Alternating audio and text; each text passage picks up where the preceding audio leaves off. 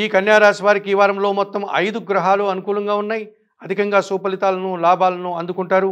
ద్వితీయములో శుక్ర సంచారం వల్ల మీ మాటకు విలువ పెరుగుతుంది. సృజన సహకారంతో కలిసి చాలా పనులు సునాయాసంగా పూర్తి చేస్తారు. వివాహాది శుభ కార్యక్రమాల్లో మీరు పాల్గొంటారు. తృతీయములో కుజుడు సంచరిస్తున్నాడు. జన సహకారం బాగుంటుంది.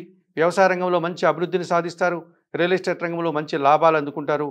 భూ వాహన లాభాలు కూడా అందుకునేటువంటి వాతావరణం ఉంది. షష్టములో రాహువు సంచరించడం వల్ల ధైర్యంగా చేసే కార్యక్రమాలంతా కూడా మంచి ఫలితాలను ఇస్తాయి. విదేశీ వ్యవహారాలు సానుకూలంగా ఉంటాయి.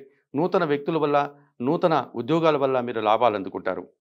లాభములో గురువు సంచరించడం వల్ల కుటుంబపరమైనటువంటి సౌఖ్యాన్ని అందుకుంటారు. విద్యా సంబంధమైనటువంటి వాటిలో మంచి ఫలితాలు అందుకుంటారు. సమాజంలో పేరు ప్రఖ్యాతులు తెచ్చుకుంటారు. సంతోషంగా కాలం గడుపుతారు. సప్తములో శని సంచరిస్తున్నాడు. మీ ఆలోచనలు కలిసి రాదు. సంతానం విషయంలో కొన్ని ఇబ్బందులు ఎదుర్కోవాల్సి ఉంటుంది. పోటీ ప్రపంచంలో వెనకడుగు వేయాల్సి ఉంటుంది. జీవిత భాగస్వామితో కూడా అభిప్రాయ భేదాలకు అవకాశం కనిపిస్తుంది. ఈ రాశి వారికి వారంలో ఆది సోమ మంగళ గురువారాలు అనుకూలంగా ఉన్నాయి. దానాలు ఇచ్చేటువంటి క్రమంలో నల్ల ద్రాక్ష కానీ నేరేడు పళ్ళను కానీ వయోవృద్ధులకు ఆహార పానీయాలు కానీ అందించడం వల్ల మరింతగా మంచి ఫలితాలను అందుకోగలుగుతారు. స్తోత్ర పారాయణ విషయంలో సుందరకాండ పారాయణం చేయండి.